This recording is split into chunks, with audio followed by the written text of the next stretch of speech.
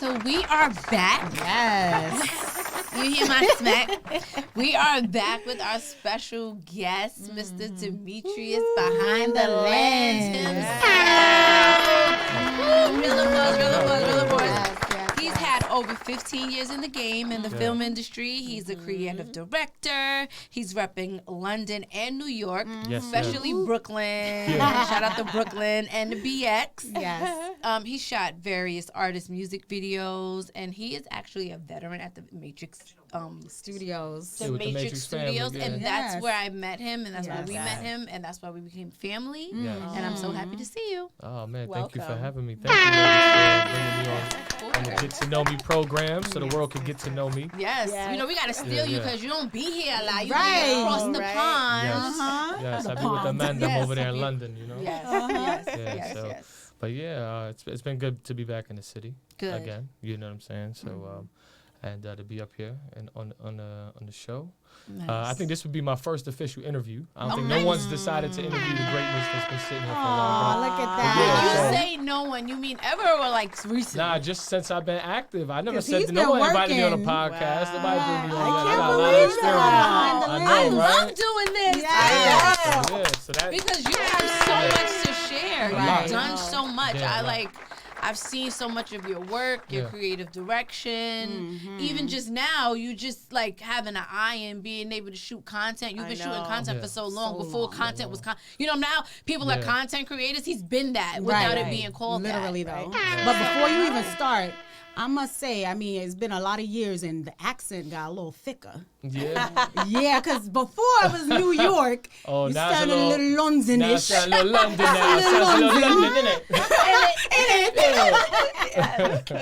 Yeah, I mean, listen. The longer you stay there, you kind of pick up the customs, the words. Definitely. Yeah. The New York accent will probably never leave, Yeah. but the cadences and the London accent, I love it. You know, I like to mix Yeah. it up. So I'm like, you're chatting shit, bro, innit? You know Oh, what I love I'm saying? That whole, I love but it. You know, that's more the Caribbean English kind of Yeah. slide. Yeah. So, Yeah. but that's the side I bang with. You know, and then you could be like, oh, welcome to London. And, Right. Hello. And, I'll be very posh with it, you know, and, Yes. and all that. So, but I enjoy being between both worlds. Both Good. worlds have been quite an interesting journey. What And, has it done yeah. to like expand your creativity? Well, obviously the architecture, the land, you know, being able to access different countries like France, North Africa, you know, the Mediterranean, Spain, you know, Switzerland, all of those areas Yeah. are so Yeah. beautiful and so old and so much history and castles Yeah. and old architecture. And then you go down to North Africa and you've got like Egypt and Morocco. And, Yeah. and it's all within like, I mean, it's like going down to Florida. Yeah. Really? North Yeah. Africa? Yeah, Yes, it's when not- I was in Oh. when I was in Spain, they were like, "Oh, if you take a ride, you'll be in Morocco." I wanted to go so bad, we didn't have time. Yeah, and it costs more than it costs less than a pair of Jordans to go down there. Wow. There's like a so taxi cool. flight. Like there's Well, it's just they got the small domestic flights that Yeah. you could take Yeah. for like, you know, maybe 90, 100 pounds, maybe less than that. Sometimes you can go to Europe for like 40 pounds. yeah. Yeah, which is, you know, it's that's like $40 here. Like Yeah. nothing. Yeah. You know, Yeah. get your hotel and all that, but Yeah. to get there and to be like, oh, I'm in Greece or I'm in Naples or, you know, I'm in Rome or Yeah. Athens, and it only takes like 2 hours to get there, maybe Yeah. 4 hours max That on a sounds plane. different. Yeah, so I know. you know, going to Yeah. places like Milan. This the stuff the rappers talk about. I be doing it in real life. So. Right. That's what I'm like. You talking about Greece. I've been wanting to go to Yeah, Greece. it's a lot of big talk, but that's regular for me. So, yeah, that's nothing but a cheap flight right over. Right. Yeah. That's so That's cool. that's the joy. Yeah. I love that. Yeah. And So it sounds like it's yeah. easier to visit other countries once you're across. Yeah, Yeah, right. once you get Yeah. on that side, it's Yeah. pretty Yeah. cool. So you know, I always tell the artists here, come mess with me over there. We Right. pop over to France or Right. Greece, Yeah. and your vibe will change. You know, Yeah. you could bang with Drake and them. That's Right, fire. right. Because it's almost like being, like he said, in America, in the United States of America, we're going to different states. Yeah. There, you're just going to different countries Yeah, so it's with the yeah, same. it's the same thing, but it's a Yeah. different country. Right. The state is like a smaller version of a different country, Right. but part of Yep. the United States. Right. Yeah. Right. Yeah. Right. True. But to answer your question, it's basically been just constant growth, expansion, maturity, And understanding that the world is actually really, really the same. People got insecurities over there. People on drugs over there. People there's violence over there. It's a universal family. Just people have different accents and stuff, but everyone's trying to do the same thing, which is make money, become successful in something that they figured out or that they like. But people are doing with the same thing, trying to pay their bills, trying to get to point A to point B. There's black girls that look like y'all in London. They just sound like, London. But it's the same, same thing. So it brought a commonality that the world is not really too much different, no matter where you go. But then you do realize, like, being from New York, what that means to the rest of the world, and like how much people. What does it mean? I like this talk because I'm a proud New Yorker. It's a thing that no matter where you go, people are gonna give a shit. So if you're in the middle of somewhere in a little shop in Italy, and they say, "Oh, where you from? Where you from?" And you say, "New York, Brooklyn." They're like, "Oh, it's a big deal." So true. Yeah, because you're something so far away from what they're able to go to. Or see or touch, and maybe they grew up seeing it on a little TV in Italy and in the movies, and Eddie Murphy and Jim Carrey and this person and that and the big lights in the city, and all the decades of great things that have come from the city, even just in our country. You feel me? So to be in so New York, humbling too. It makes you not take it for granted. It does. People are so proud to be from New York across the country. I mean, across the world, and in particular, like I was saying, Brooklyn. I swear to God, it's different. I claim Brooklyn. Like, you claim Brooklyn. I do. So I have my mom's side and the dad's side, like everybody. So my mom's.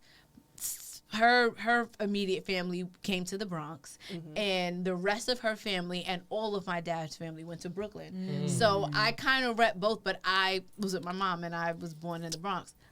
But everywhere I go, it's like Brooklyn. Remember, we was like in the middle of the Pacific Ocean. Oh yeah. In like Mexico, and it was like the Mexican that was driving the boat, and then it was like 4 of us, and we're all from New York, different parts of New York, and then there was this one lady, and we're like, "Where are you from?" She was like, "Brooklyn." Like, Brooklyn is always in the house. You're everywhere. It does not matter where you are. Brooklyn is in the house. So shout out to Brooklyn. My husband's from Brooklyn. My father's from Brooklyn. So shout out to Brooklyn. Shout out to, but when you leave the country and you go somewhere, you start to like fuse all your New York experiences in one. So I kind of rep New York first. Just because I've lived in Queens. I've made my name in the Bronx, coming out of the studio, doing all that work for many years. I worked for the Yankees. I lived in Harlem. I worked with the likes of Ron Browse and Votto. You know what I'm saying? So I've moved, Johnny Nunez, my mentor's from Harlem. Shout out to Johnny like all these dope Harlem artists, I've gotten to work with or I've lived there. So I kind of take a little bit of each experience in New York and just boil it into one. But I will say Brooklyn. Of course you will. I mean, but you'd be surprised. Brooklyn is probably one of the more famous boroughs. Wherever you go. Everyone still knows the Bronx. Everyone still knows Queens. I mean, it's I used to think it was Manhattan, but it's Brooklyn. No, Manhattan, of course. Manhattan is like the gold staple. I mean, it's in every movie. It's everywhere. But outside of that, definitely Brooklyn. I think Jay-Z's success has helped that with Beyonce. I think a lot of people got to hear Brooklyn in a very trendy way due to him and his association with his wife. That's true. But, Michael Jordan's born there. Tupac's born from there. It's, Biggie, we get it. We get it. Shout out to Brooklyn. But the whole New York is actually, dope. There's so many people out of Queens, the Bronx, Harlem, Lower East Side, Upper East Side, and we're just talking about our people. We're not talking about like the George Carlins of the world. Right. All the other, white celebrities or whatever. Exactly. It extends beyond. So what would you say, like, for the esteemed artist that you are now, what would you very, very nice. What advice would you give to your younger self, just starting out? Maybe don't put so much faith in a lot of people because they let you down and not really what they say they are yet. You know what I'm saying? And just learn that work on, be a little bit more to you. Don't be looking for, like, when you're young, you think someone's gonna pick me out. Right. I'm sure it's gonna be me. That and feeling. Maybe they do, but then you get ran through and stuff like that. I just think just kind of like don't put so much expectation on what someone's gonna sign me or someone's gonna give me that deal or damn, this person looks like they got it.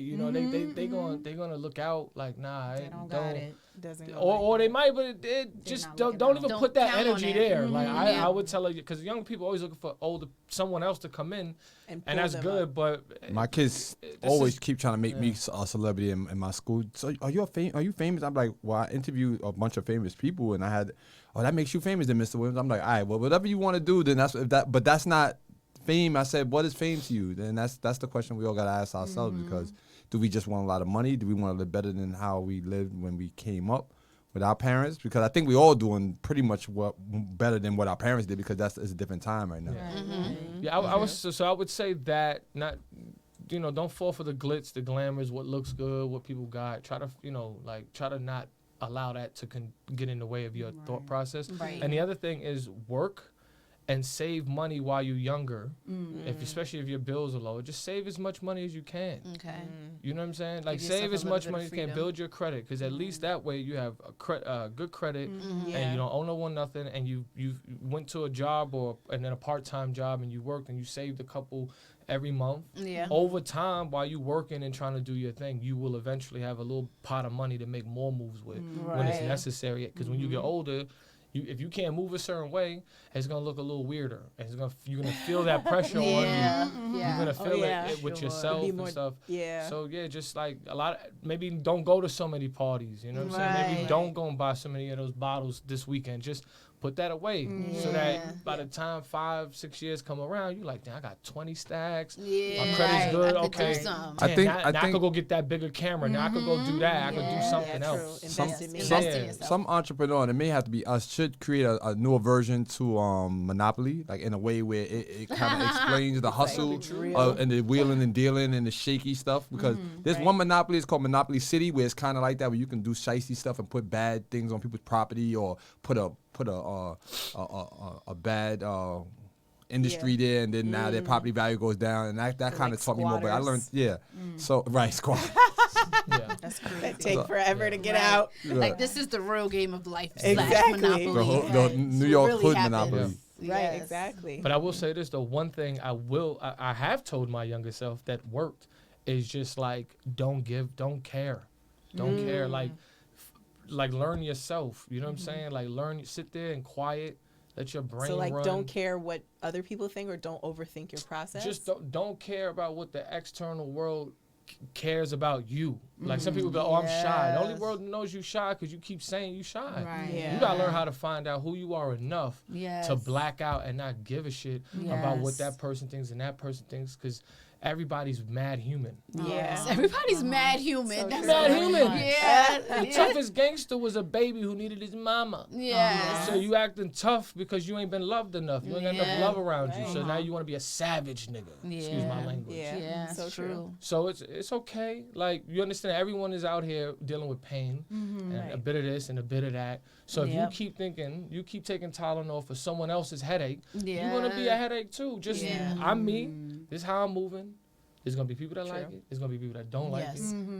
So just keep doing keep finding out more about you and keep doing that. And me, I just manifest as best as I can in that shell of what I have on my website, what I have on my gram. These are the moments and histories that I've captured. I figured out who I was and what I like to do at its core. So you just go out there and do that shit. Because everybody gonna have something to say. Did you always know you wanted to do what you're doing? Yeah, for the most part. And I always like the rich and the famous, not because of their riches, but because of the access to knowledge and certain people that they had. So because I grew up very poor and in a very certain circumstance, it was a bit unique than maybe some people growing up in New York. I always watched. My father was very well known in Brooklyn. And he worked with a lot of different businesses, local businesses. So the bodega, but with the Arabs. You know, he would do jobs for the Hasidic Jews. So I'd go in there and see that life.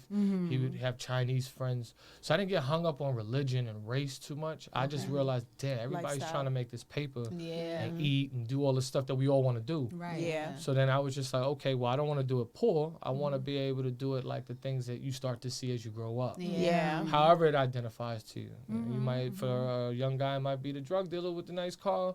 For a young white girl in the suburbs, it might be Katy Perry, and you know what I'm saying. But whatever that was like, whoa, okay, cool. But it wasn't more for fame and attention. It was more for like, how far in life can I get around something I like to do that gets me around these people to see exactly what's going on in the world. Like, you know, why some people poor, why some people this, why some people get to do that. Like, so for me, they were just they had the meetings and I would always see them. Okay, dang, they with Michael Jordan's with this person and this person with that. Right. So I always was like, I want to get around that, and then eventually it became more mature, where it was like hip hop, the art form, and documenting it.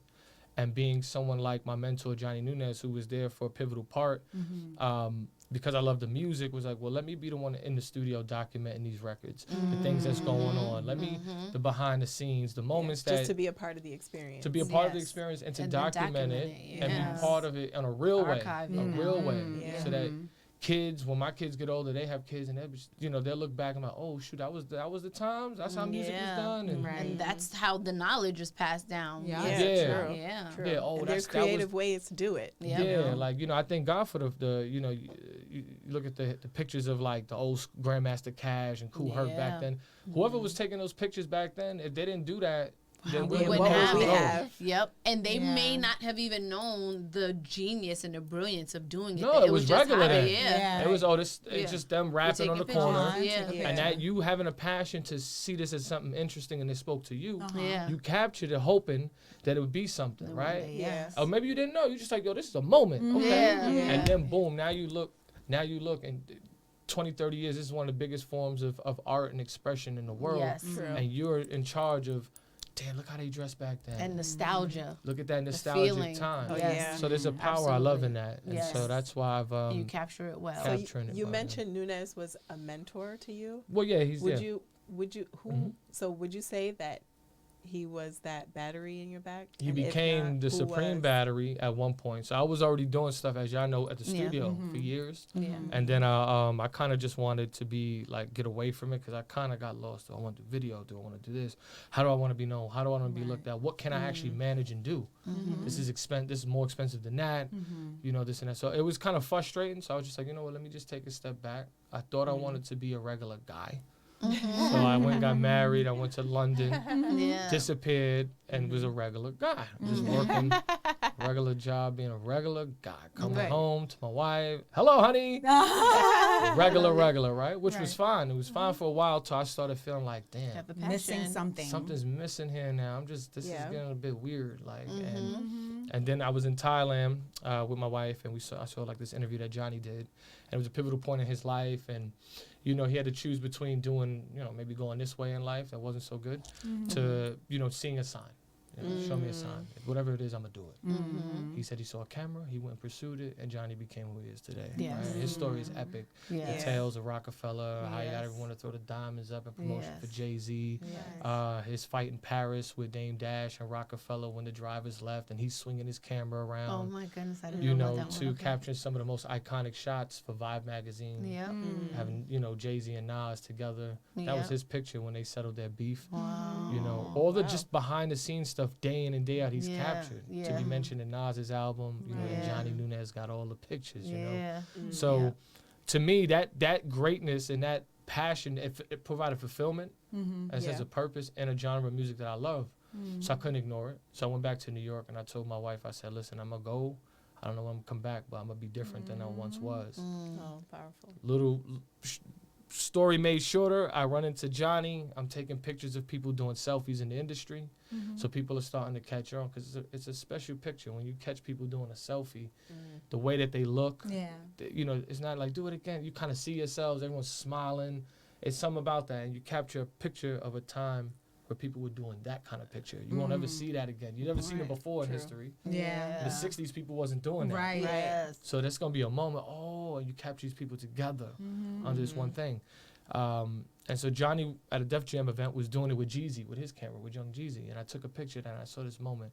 And eventually I got a chance to show him at another event. And me and him became close to the point where, you know, I would assist him if he was running late to a shoot and I was in the area. D, look, man, you know, this artist, very big artist, is doing this.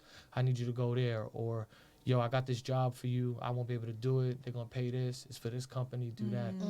So he was just alley-ooping me left and right. And I was just making sure that I upheld his name by coming nice and dressed professional, nice haircut, smelling good, talking right, 6'3" in the building. Period. London and New York energy. So it was good for him, and we just had a good time. We became friends. I met his wife, his kids, he met my children. Nice. So it became a very real relationship. Okay. And so I appreciate every opportunity he gave me, because I've sat in some rooms where I thought I would never sit in and got a chance to speak to people and have an impactful conversation or opportunity to do something else, whether it was go to LA and work with Super Bowl champions and be with them and watch them. Early pictures of them and their girlfriends who are now their wives and their babies now, having families. So all of this stuff that's been captured, it's part of your catalog. Yeah, but it's brilliant. And I thank Johnny Nunez deeply for just, seeing what I did and saying, yo, I identify with that. Right. Yeah. Because sometimes when you let the trying to find that go, it happens. Because now Johnny Nunez ended up being probably what you were looking for, and then you stopped. Right. Right. There you go. Yeah. And there's something so powerful about that. Yeah. For real. That's what everybody said. Even things when you let go and let God. It's like, yes, it comes to you. God. But there's always that person that I think does take a chance on you in order for you to leap forward in this industry. Yeah. True. So like Ron Browse, I'm out with a couple of my guys who I promote with. Shout out to my guy J.O., the execs. We out partying. Met Ron at the studio years ago. And I felt like, okay, I'm shooting street videos with Harlem artists and different people making a little money here and there, a couple $100 for video here and there. Okay, cool. But I need someone with some hardware on the wall. I want to work with someone that's got legitimate plaques, that's made an impact in history in hip hop. That's the only way you're gonna level up your exposure, what you do, and your appearance as a director. Yeah. So I spoke to Ron Browse, years ago, maybe this was like 2013, and said, I would like to work with you. And from there, we went on and did a series of records together, featured on a lot of his work. One of our bigger records is Used to Love with Vado. So that was dope. And just working with someone that, I'd go to his house, we'd go out to eat. You see all the plaques, all the different records that you knew that he produced. And a lot of people didn't really... You wouldn't know. You wouldn't know. And I'm like, damn, man, you got so much hardware, from the living room to the studio room of platinum records, and he did Ether for Nas. Yeah. I always was indifferent about that, but shout out to him for that. Well, I mean, he just did the beat. He didn't put the F.U. Jay-Z part in it. But then he had like the tattoo, the Ether Boy tattoo. I'm like, cringe. But shout out to him though. I get it. That's your claim to fame. That was that was one of your biggest records, and not only in just for you in the culture, like the culture. That was a duel between the Titans, and they still the Titans. Like, so nobody's faded off. Like I'm not mad at him for it, but I'm a Jay-Z girl, so I was kind of like, what happened? Shout out to him. And so that was cool, and so working behind the camera is just giving me and hip hop, fusing those two things together has given me a very colorful journey that I'm very proud of. So what are you working on now? Now, that's like. Well, I have a podcast. One reason why. Are you gonna invite us on? Yeah, we might as well just. I'll jump on that side. We can switch the tables. Yeah, definitely. I'm sure y'all got a story. I do it when I can because I am quite busy with the family life. Yeah. But I like to talk to people and I like to shed You're doing light. Pretty good, by the way. Well, thank you. It's been really right. I'm holding on to every word. Well, I appreciate that.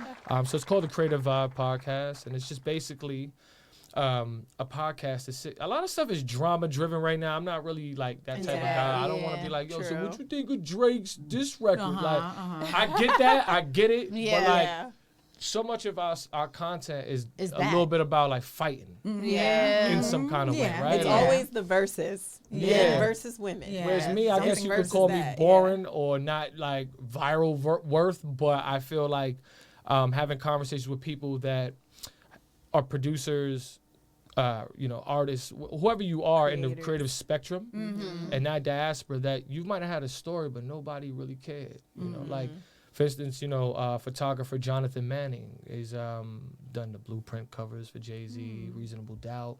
He's done like Khaled's Holy Key album. All these album covers that like for years. Yeah. He has like a beard. Yeah, white dude. Yeah, you probably, but so many people know his work. Right. Every day you see it on your iPad or your, whatever digital device you got. You might have it in a CD back in the day. Yeah. And I love the pictures back in the day. Oh my God, that was my favorite part. Right. To read the thing, the visuals. Once again, those photos brought you, the Lenny S's, the people like that. That brought you behind. You felt like, oh, yes, we in the studio, we in baseline, it enhanced the experience. But it was a privilege to have those photos and to see it. In a way that now you can see everything whenever you want.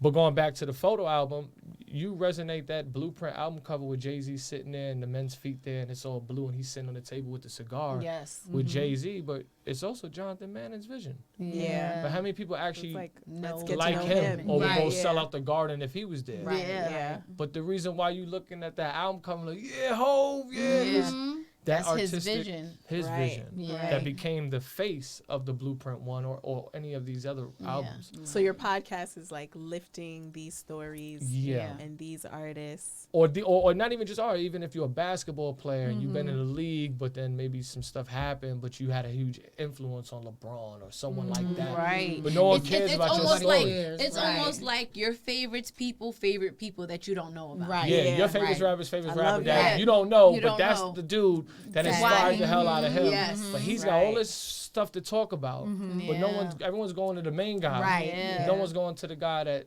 actually kind of set this guy up. Right. With the inspiration. Yeah, so I like that. I like that you're using your podcast to shine a light on them. Like people like you. Yeah, because I feel the same way. There's a lot of stuff I've done that, not necessarily that I'm saying, hey, listen, but there's a lot of stories. There's a lot of work that was put into this, to get in the rooms and to capture moments that I have. It's very rare. And it takes a lot of work to find a way to get yourself in a position of trust to be in a room with Luda and Vin Diesel for Fast and the Furious dinner. How the hell did you get in there? Right. Yeah. You was a little boy from this little crack house in Brooklyn. And you sit here now with, you know what I'm saying, the directors and Furious. I'm sitting there having dinner. Tyrese looked at me crazy like, who's this dude? Who's this? I'm like, yo. Expected, right? Yeah, he came around the table. He looked at me. He was like, I know everybody, but who's you? Like, and I was like, but Demetrius behind the lens, goddamn. But even to get a reaction from somebody like that who you grew up listening to, right? It's like, oh snap, okay, so it's exhilarating. You don't know. Tell them about your Mos Def story. Or like Mos Def running away from me all night at the Jonathan Manning thing. I don't know why. He just was quite like, I don't know. I guess he saw I was excited to take pictures of him, and he was just like, I don't know. I don't know what it was. But shout out to Mos Def. You still got the picture at the end of the night. I think he's like always around Brooklyn too, like a regular guy. He was at the event. Right? I'm like, well, this is in the Bronx. But this was in the Bronx. But no, I got a great picture of him and Slick Rick together. Nice. Him and Chris. Is this same night right here? Yeah, took that picture. That's his picture. Okay. That was the same night. I took that picture actually. Nice. I took that picture with Cardi B, Damien, and Cortez right there as well. Oh, nice, nice. So yeah, that's what I'm about, man. It's preserving the times that we lived in, and bringing people together and capturing some iconic moments. I'm gonna have him sign those pictures. I'm gonna have you sign those today. To be I know you need to. Your signature right there. I just find it fun. Obviously, I've made some money in my time. I've gotten a chance to work with big brands in London. I've documented the culture. Yeah, I've documented the culture in London and Brixton. So big shout out to all the artists and the culture there. Nas and Wu-Tang at the O2. I was Is the Brixton like photographer to Brooklyn? capture that. Have you ever captured And I was the only gigs? one. Nah, I haven't gotten to really shoot gigs, but I have shot like Tion Wayne and Artie and Fredo, Krypton Conan. Shout out to them. They always show me love when they see me. So like the London boys know what time it is. They they see me out to ZZ Mills. You know what I'm saying? Her doing. I've captured her. Plethora of artists out there, and then from the ground up. You know what I'm saying? So all the guys out in Brixton, everything like that. Yeah. So what's like the one thing you want to, accomplish in your life before you go? Like, is there like a huge thing that you're like, I need to do this. Yes, I need to do this thing, or I want to create this thing. I want to see this come to fruition. Well, I don't know yet. That's kind of funny because a lot of the things that have happened, some of it has happened just by not mistake, but by just having the right energy and being out there. Me walking up to the arena in 02 and because I knew, you know, I took care of Raekwon and being able to like get in, and then Steve Stout being like, yo, who's that? Steve Stout was like, yo, who's that? And then my man Supreme came to me, was like, yo, that's Demetrius. He was like, all right, all these other photographers, they gotta go. He's the only one that can stay here and shoot knives. Wow. And he was like, yo, you can go wherever you want to go. Wow. Just don't knock nothing over on stage. But yo, I was the only one allowed to be around him when he came out, courtesy of Steve Stout being there. Fire. You know, and shout out to Supreme, my man Raekwon, and then doing the drops with, you know, RZA, and just being back there and being, you know, being trusted to be there and then hanging out with them afterwards and bringing them to the chip shop and going down. Like, I know so many people in London, so when we was out there hanging, MVP, the fighter was out there, so like stuff like that I've already done. Do you think like the New York and you two that was like, nah, he could stay because he with us but he out here? Well, like, I'm a photographer, Versace shades on. You know, I was kind of dripped. Tell them how you got into the stadium though, because that was crazy. Well, yeah, I walked in because I knew they were in town, so I hit Ray on the DM and he hit me back, yo, like just pull up to the arena. Of course. Okay, yeah, sure. Yeah. So now I come to this is a 20,000 packed arena. Right. I'm like, that's not gonna really get. I don't know how this is gonna work. Right. So I said, all right, fuck it. I walked inside, had my camera strapped to my side like I always do, and I walked in like kind of just how you see me now. Okay. Camera here, go to security. Oh, I'm here to shoot Raekwon. They're like, all right, go through there, get your pass. Now, I didn't have no pass. I didn't sign up for my credentials yet at this point. So I'm just going off of the fact that, look, the last time you was here, I held you, Supreme, and DJ Thorough down. Okay. So I want to pull up and capture this moment. Why not? Like, he was cool then. Why not now? Right. Yeah. But obviously, there's tour managers, there's people behind them, that control what goes on. There's who the hell are you? Yeah. So I run into this one white lady who was like, oh, talk to her. I'm like, okay, I got to talk to the white lady, okay. About some hip-hop shit, right? I was just like, all right. I was like, miss, I know Ray, showing the pictures and all that. I don't have my medallion, but I would like to come and shoot the show, okay? Right. I know Ray personally, I just, enough that we chilled enough in London and, you know, got you to come out, go to a few spots where we had fun to say that. Right. So, and I'm like, all right, you know, Supreme knows who I am. We all hung out. She's like, oh, all right. I'm going to go in the back. She never came back out. To the point, fast forward, the head of security's outside now, black guy, African dude, and he's like, yo, like, who you? I said, listen, I don't want to talk to nobody but Ray's manager or Raekwon himself. Like, I'm not trying to start nothing here, but I'm showing you, and they're looking on the phone. Even the security girl's like, yo, he knows them. Just let him in. Like, he's good. And then Supreme eventually came out and was like, oh, shit, Demetrius, like, what the hell? Why you ain't hit me? I said, because I don't have your number. It was before COVID. Things changed. I said, I hit Thorough. I hit Ray. He said, but Ray's the artist. He ain't going to come out. It don't work like that. And I didn't know that, but I knew. But now I'm knowing, right? Yeah. Right. And so they was just like, the security guard was like, he's good. And then they was like, yo, come on in. And they was like, all right. And they was like clapping and shit. And I was like, yo, I was fighting to get in there. And then that's when I get in the back. And then I had to sign some paperwork, because they want to own. They want to own you. So there's a nice little weird thing that they write up, from here to the universe. That's what it says in there. So you can use the photos, but you just can't make money off of them. Okay. But that was the deal. I got my medallion, and I came out, and then what's crazy is one of my guys who owns a barbershop, Champ's Barbers, out there. Shout out to my man Champ. He was front row. He grabbed me. He was like, yo, D, how the fuck you get in here? Oh, man. And Steve Stout's behind me. I'm like, oh, shit. And, like, Burna Boy was there. We dancing in the pit. Kano. It was just crazy, though. It was super UK, US.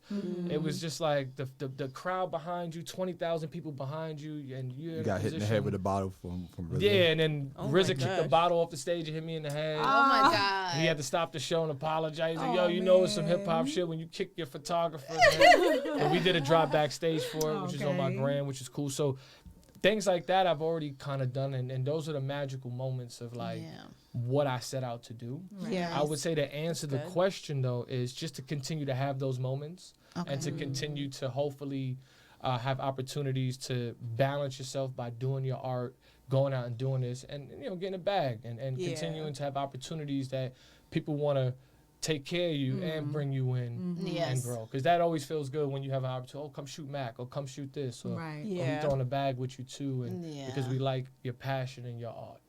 So just to keep doing it and keep it at a high level like it's been going. So. Do you consider yourself or like the term content creator? I just call myself creative director. I like that too. For regular work, that's a trend word. So content creator, you do content for brands. Most of it is being used and spit out.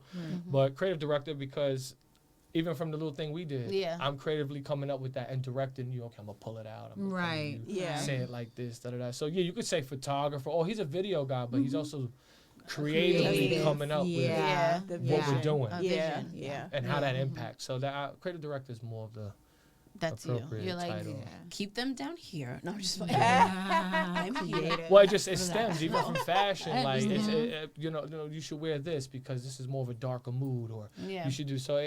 You go from I just take pictures to kind of putting them together, bringing the story out. All the elements from studying your craft over the years. Got it. So okay, this is creative amazing. Director. Yeah, it is. I love this. Like you're creative. Everyone's a creative director, though. And that's one thing I like to emphasize on the show, is that no matter who you are, you're your own creative director. Right. My friend, for instance, he was short. Well, he's still short, but now he would always be insecure. But he would always be insecure about it. Right, yo, I'm short. Yo, D, you tall, light skinned. You're gonna get the girls. You're gonna get the girls. And I always said to him, I said, yo, there's a guy named Danny DeVito who's short, fat, and bald headed. No disrespect, shout out to Danny DeVito. But he getting the bag. He's a movie star. I'm sure he didn't have to worry too much about girls in his prime. Right. Yes. So if he could do it and believe in himself to be an actor and do something and find a place for that type of person, then everyone has a spot. Yes, that's true. Yes. You feel me? Shout out to Danny DeVito. That was powerful. Yeah, so I was like, you letting that hold you back. At least you ain't bald headed. At least we can all you can all say why someone else is more suitable to be this or that. But you're a creative director. You gotta do it yourself. Creative direct what you got going on. Right. Make it work. Yeah. Well, thank you so much for coming to chat with us. Thank y'all for having me. And allowing us to get to know you better. Thank you. Yeah. Shout out to get to know you. Yeah, get to know me. Yeah, I'm very honored to be your first because you've done so much. Right. Yes. So to be your first interviewers is an honor. Yes, well, I appreciate it because we could do 5 parts of this. Right. I got so much stuff that I can drop and all that. But I appreciate that. And hopefully, more people will catch on. Yes, they will. Yeah, I'm sure they will. Yep. Yeah, I represent hip hop. I represent New York City. I represent the city of London. It's your boy Demetrius behind the lens. It's Gett2KnowMe Radio. Period. And we here in New York City doing the damn thing. Yes. In it.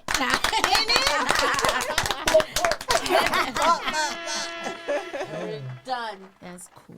That was good. See, I'll close it out for y'all. Yeah, I like that. I was like, you're doing a drop. I know. But that's how.